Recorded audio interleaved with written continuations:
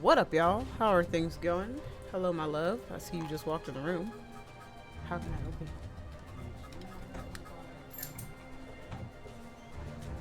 For Odie? Nope. Let me draft it. Let me get my headphones right, because y'all know I can't be on time for jack shit, nothing. But it's okay, because that's just who I am as a person, and that's all right.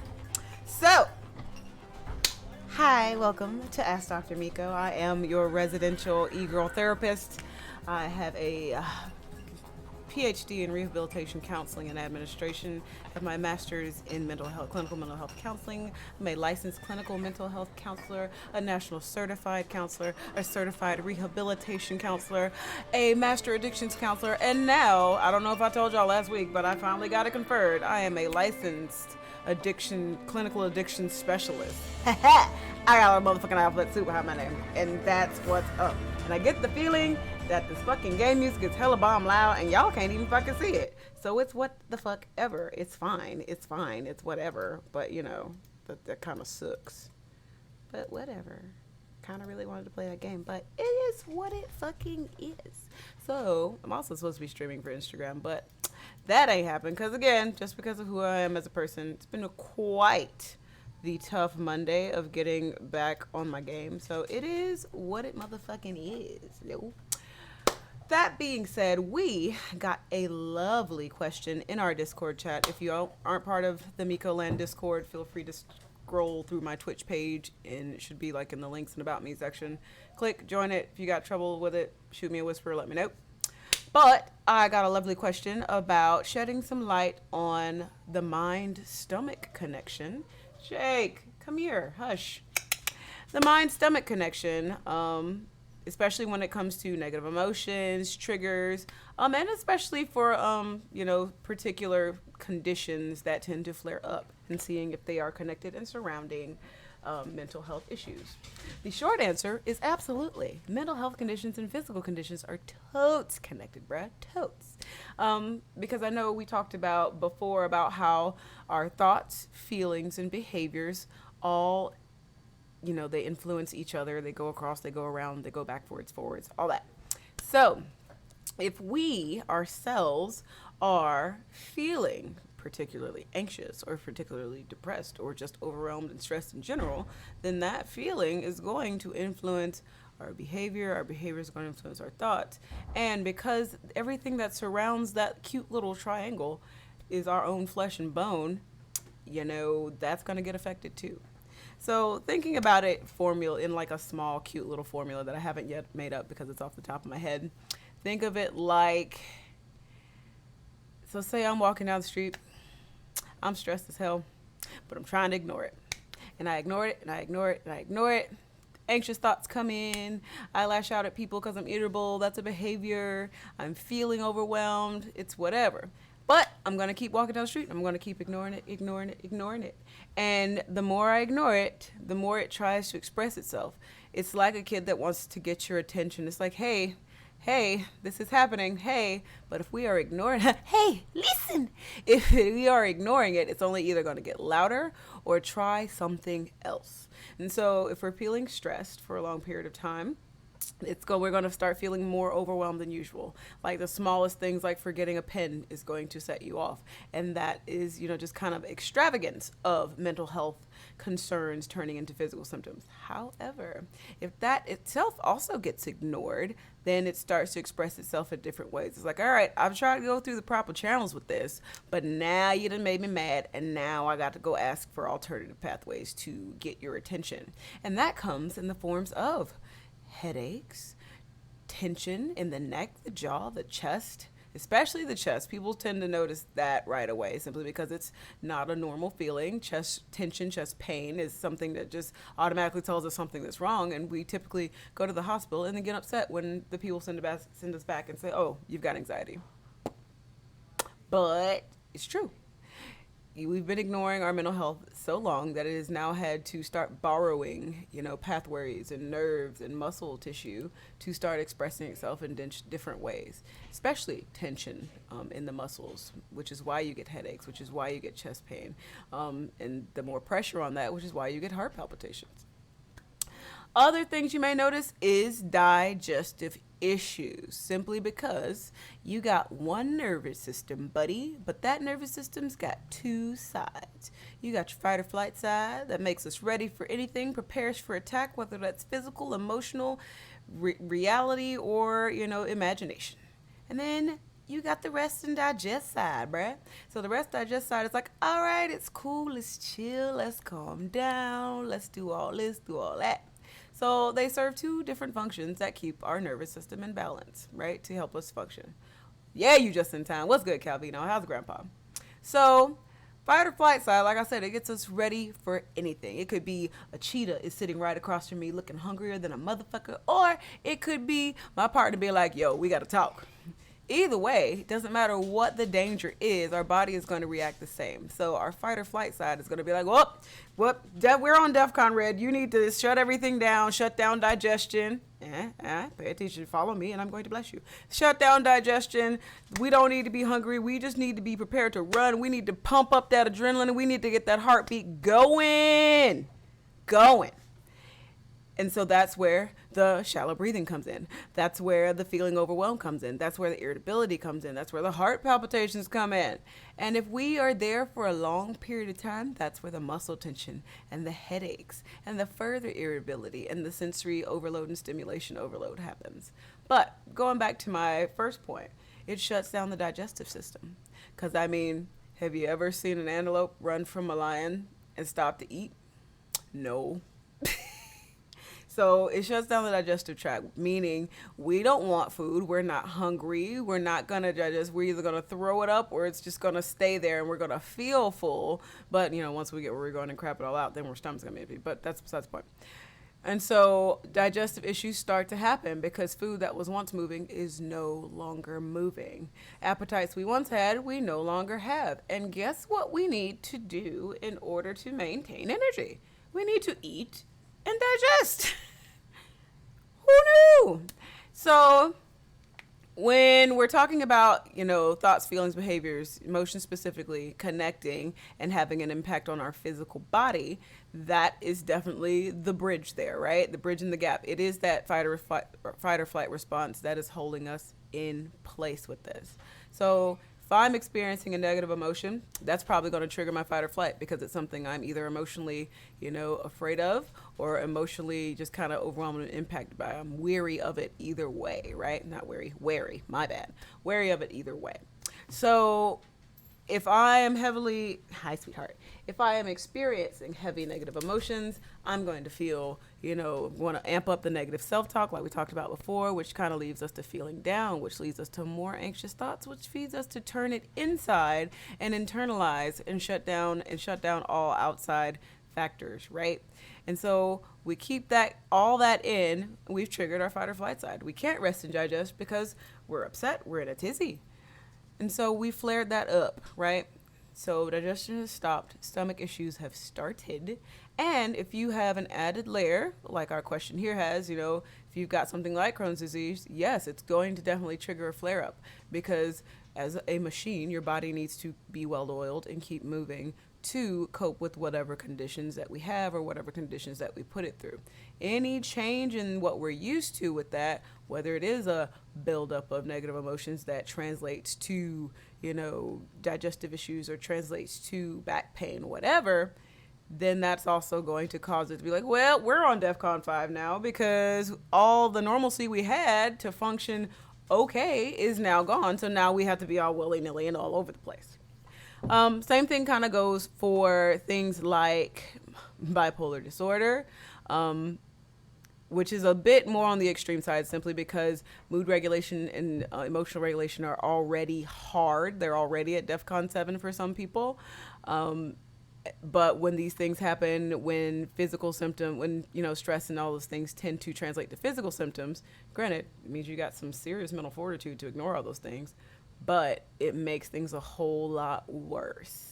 Which is why a lot of people, go through a lot of mess ups before they figure out their diagnosis with such a condition, right? It's just like, I am over the moon with all this and all that. They keep telling me it's bipolar and it's probably ADHD, or I'm just completely borderline and no one really knows. Either way, I'm still on DEFCON 7 all the time, and I've got back pain, and I've got, chronic pain in my legs and arms and whatever. So, that being said, best way to kind of reverse those kinds of symptoms is you can approach it either or, because just like I said, thoughts, behaviors, and feelings are connected. Hold on. Okay. Just like I said, thoughts, behaviors, and feelings are connected. Our symptoms themselves are connected. They reciprocate each other. So if that's a lot of times why people absolutely can't stand when, they finally get up the gall to go see a therapist and they tell the therapist everything that's going on. It's like, well, I'm not enjoying things that I used to, this, that, and the other. I personally will check in with hobbies, current and previous, stress management tactics and techniques, current and previous, what works, what hasn't worked, so on and so forth, and things that just kind of generally bring joy. Okay? But the number one symptom of a lot of mental health concerns is that nothing I used to do brings me joy anymore, so I stopped doing them. And people absolutely hate it when therapists, myself included, say, cool, I want you to do those things, regardless of how you feel. They're like, what the fuck? But doc, I just literally said, I don't feel like doing them. They don't bring me joy no more. Why would you tell me to go do them? Simply because, like I said, symptoms are reciprocal. Okay? If we can change around negative and positive self-talk simply by thinking and behaving differently and catching our behaviors and doing something different, then we can reverse symptoms, or at least counteract symptoms with things that we used to be doing before. It's just like going back to our motivation talk about, no, we're never going to be ready or motivated to do anything. We just kind of do them and then things follow suit. Same difference. Except in this case, reciprocation doesn't necessarily mean I don't do these things because they feel good. Okay, let me rephrase. I don't do these things because when I feel good, I want to do them. Sometimes it's I do these things and they make me feel good, which is exactly why a therapist will tell you, go do that stuff again, go try it, regardless of how you feel, because the effect is the same. We keep attributing, I feel good, so let me go do this stuff because I feel good, instead of this is the stuff that helps me feel good. Like, I'm gonna go work out because I feel good, I got a good night's sleep, blah, blah, blah, blah, blah. Next morning, I can roll out of bed depressed as shit and be like, I don't want to work out today. But if I go work out, I guarantee you I'm gonna feel a little smidgen better. Simply because that gets our endorphins moving, that gets our serotonin pumping, that makes our brain meats flow with juices. So, going to do those things. So things are reciprocal. So if we are having trouble, and we're going to step aside from just kind of other conditions real quick. If we are having stomach issues or migraine headaches or just a lot of muscle tension and whatnot, because of ignored and chronic anxiety or ignored and chronic mental health symptoms, then we can either do the heady stuff and tackle it that way, and or come in the back door and say, okay, my jaw is always clenched. Let me take a minute while I'm at my desk and just be like, and people think like stuff is cheesy, but it's really not cheesy. It's just like, okay, you're going to look like I always tell my class, you're going to look like a dork when I tell you to do this, so let's just get that out of the way. But, going through each symptom, well, my shoulders are tight. Okay, bring them fuckers away from your ears then. And body language and how we feel is a whole nother different topic, but it's also connected simply because if I am slumped and I feel like this and then I'm gazing at the ground and I'm not really talking, that sets the mood for how we feel because it is a behavior. And like we said earlier, behaviors are connected to thoughts and feelings, and vice versa. So if I feel, slumped in fetal position all day, I need to sit up straight. I need to check my posture. I need to unclench my jaw. I need to hydrate. I need to do all these things I'm neglecting doing because I don't feel good. When in actuality, I feel good because I do those things. Okay, I'm going to say that again. I am neglecting all these things because I don't feel good. But in actuality, I need to do those things because they help me feel good. So you need to hydrate. You need to balance your nervous system back out, right? So with that, usually I teach my clients a belly breathing technique simply because that shocks the nervous system, so to speak, back into just kind of balancing, right? So if our fight or flight is like way the fuck up, we belly breathe for a bit, we get more oxygen pumping, more blood flow circulating, all that stuff, this general sense of calm.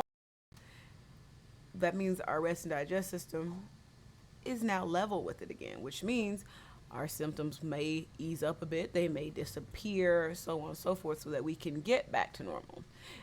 Root cause of all this, we definitely need to not ignore our mental health symptoms because they can get worse. And not just so much, it's just heady stuff I can push through and whatnot. No, bucko, it's ulcers, it's, respiratory problems, it's, heart palpitations, it's all that stuff.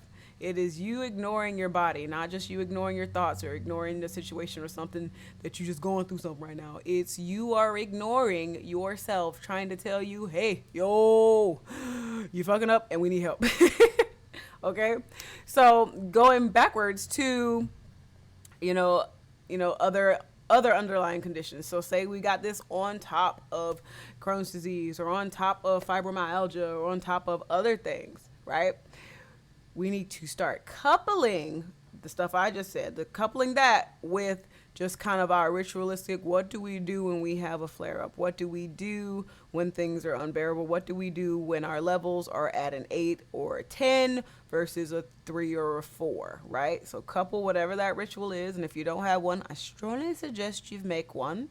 It's as simple as, so for me, perfect example with my personal depression, I have a crash kit. I have a downswing day kit. It comes with my favorite blankie, my favorite stuffy, my favorite movies, snacks, water, tea, and whatever else I need at the time. Usually it's cuddles. Y'all know me. I'm a whole ass princess. So that is in my cute little toolkit. It's in my crash kit for a downswing day. It's just like, because some days you just know it's just like something ain't right, and I need to prepare for impact. And that's my ritual. So whatever happens for you, if there's particular medicine you need at the time, if there's particular activities you need to do, like stretching or sitting on the heating pad or just doing some belly breathing exercises, I highly recommend it, even if you don't feel like you need it. Everyone could use a little bit more oxygen, a little bit more mental clarity, but I digress.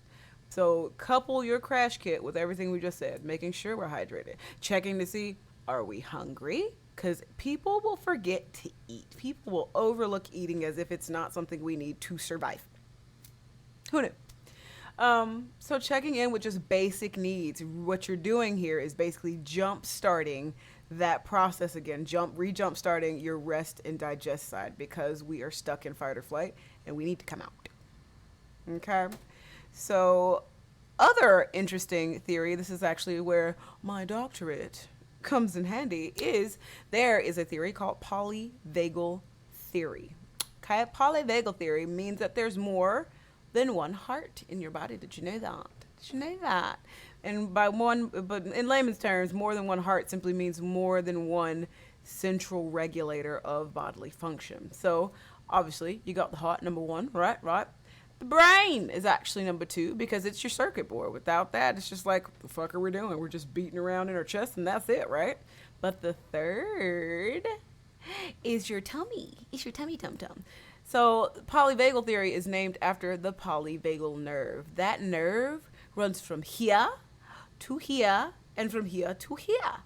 So they are all three connected. right? So if we're doing this, usually brain, heart, stomach, brain, heart, stomach, and our nervous system is on the sides going fight or flight, rest, digest, fight or flight, rest, digest. See, isn't this cute? I told you we're a whole machine, and those are like the pistons and shit, right? And something gets thrown out of the whack because we decide to start ignoring things. We go from fight or flight, rest, digest to, oh my God, fight or flight, fight or flight, fight or flight, fight or flight. And then we go from brain, heart, tummy to holy crap, we're freaking out because we need to brace for impact. We need to brace for impact. Heart, brace for impact. Heart is bracing for impact, bracing for impact. Tummy is bracing for impact. Digestive tract is all messed up. But the reason that things like mood food and comfort eating work is because it's a satiety point, right? And so we can intervene in any three of these levels to start feeling better. Now couple that shit with the, making sure your basic needs are met, comfort, hydration, food, energy, sleep, all that, with your ritual, your crash kit, your downswing basket, whatever, and you can intervene any way here. If we're intervening in the head, we need to start examining thought processes, challenging negative self-talk, calling ourselves out on mental bullshit, really getting to the root of our problems and feelings and what's underneath. If we are going to intervene here, yeah, you guessed it, belly breathing is super duper fucking helpful, because breathing is the only thing we can do both voluntarily and involuntarily. So if you can intervene voluntarily, that means you can slow your heart rate or you can speed it up. Wouldn't recommend doing that, but you can do both of those things. And belly breathing has a way of helping us get into a breathing rhythm that once again brings our nervous system back into balance, which tells the heart, all right, cool, we can chill out and go back to normal.